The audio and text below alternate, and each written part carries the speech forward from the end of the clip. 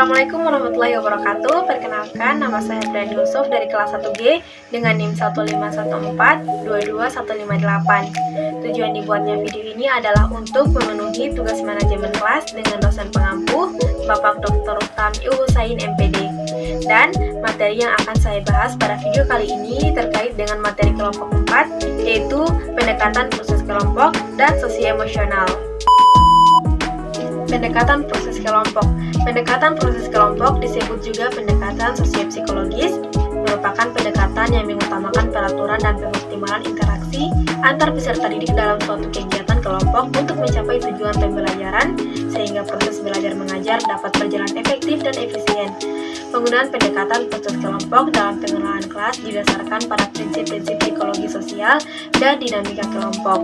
Penggunaan pendekatan proses kelompok pada umumnya menekankan pentingnya ciri-ciri kelompok yang ada di dalam suatu kelas dan saling berhubungan antar peserta didik yang menjadi anggota kelompok kelas itu. Dalam hal ini, peranan guru yang paling utama adalah mengembangkan dan mempertahankan keeratan hubungan antara peserta didik, semangat produktivitas dan orientasi pada tujuan dari kelompok kelas ini.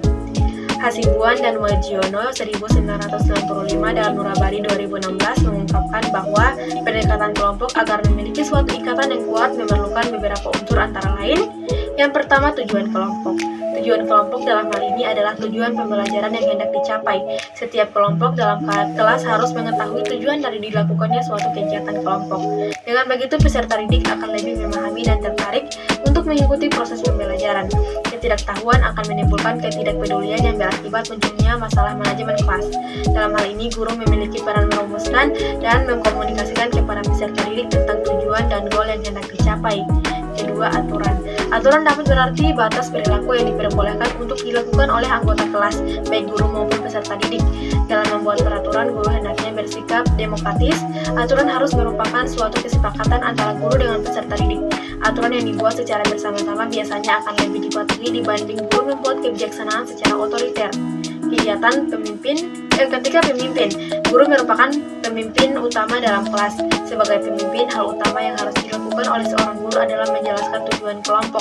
Selain itu, dalam rangka menciptakan dan memelihara suasana kerja kelompok yang sehat, tugas lain adalah mendorong dan mempererat partisipasi, mengusahakan kerjasama, mengurangi ketegangan, dan memperjelas partisipasi serta menerapkan sanksi. Guru dapat memberikan tanggung jawab pemimpin kepada peserta didik untuk memimpin kelompoknya, baik kelompok besar maupun kelompok kecil. Berdasarkan beberapa penjelasan tadi, dapat disimpulkan bahwa dalam pendekatan proses kelompok ini, menurut Nurabadi 2016, peserta didik diarahkan untuk saling berinteraksi dalam kegiatan kelompok secara sengaja diatur oleh guru dengan menerapkan aturan yang telah disepakati untuk menciptakan kondisi kelas yang optimal dalam mencapai tujuan pembelajaran. Dalam melaksanakan manajemen kelas, terdapat 4 langkah yang harus ditempuh oleh seorang guru. Pertama, guru harus merumuskan kondisi kelas yang dikehendaki. Kemudian, guru perlu menganalisis kondisi kelas yang ada pada saat ini untuk membandingkan kenyataan di kelas dengan kondisi yang diharapkan. Setelah itu, guru dapat memilih dan menggunakan strategi yang tepat untuk melakukan manajerial. Dan yang terakhir, guru perlu menilai efektivitas manajerial agar selanjutnya dapat dilakukan umpan balik. Pendekatan sosio-emosional. Pendekatan sosio-emosional dalam manajemen kelas berakal pada psikologi penyuluhan klinik, dan karena itu memberikan arti yang sangat penting pada hubungan antar pribadi. Pendekatan ini dibangun atas dasar asumsi bahwa manajemen kelas yang efektif dan pengajaran yang efektif sangat tergantung pada hubungan yang positif antara manajemen kelas.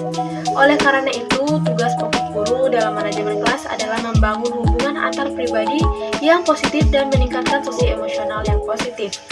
Hal-hal yang meliputi kondisi sosio-emosional, yang pertama adalah tipe kepemimpinan. Tipe kepemimpinan oleh seorang guru yang lebih menekankan kepada sikap demokratis, lebih memungkinkan terbinanya sikap persahabatan guru dan siswa dengan dasar saling memahami dan saling mempercayai.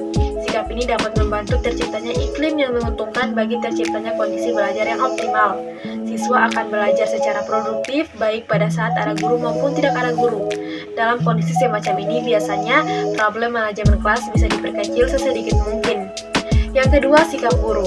Sikap guru dalam menghadapi siswa yang melanggar peraturan sekolah hendaknya tetap sabar dan tetap bersahabat dengan suatu keyakinan bahwa tingkah laku siswa akan dapat diperbaiki.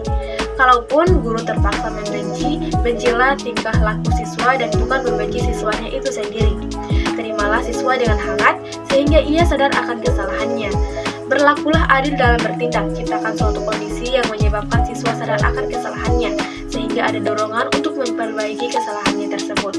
Yang ketiga, suara guru. Suara guru walaupun bukan faktor yang besar, turut mempunyai pengaruh besar dalam pembelajaran. Suara guru yang melengking, tinggi atau senantiasa tinggi atau demikian rendah sehingga tidak terdengar oleh siswa secara jelas dari jarak yang agak jauh akan mengakibatkan suasana gaduh. Keadaan seperti itu juga akan membosankan sehingga pelajaran cenderung tidak diperhatikan. Suasana yang relatif rendah tetapi cukup jelas dengan volume suara yang penuh dan kedengarannya rileks akan mendorong siswa untuk memperhatikan pelajaran. Mereka yang lebih berani mengajukan pertanyaan, melakukan percobaan sendiri, dan sebagainya. Tekanan suara hendaknya bervariasi sehingga tidak membosankan siswa yang mendengarnya. Hal ini yang penting dari itu semuanya adalah proses pembelajarannya akan semakin terarah. Keempat, pembinaan hubungan yang baik.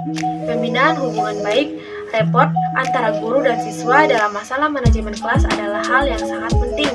Dengan terciptanya hubungan baik antara guru dan siswa senantiasa akan tercipta suasana gembira, penuh gairah dan semangat, bersikap optimistik, realistik dalam kegiatan belajar mengajar yang sedang dilakukan serta terbuka terhadap hal-hal yang akan ada pada dirinya.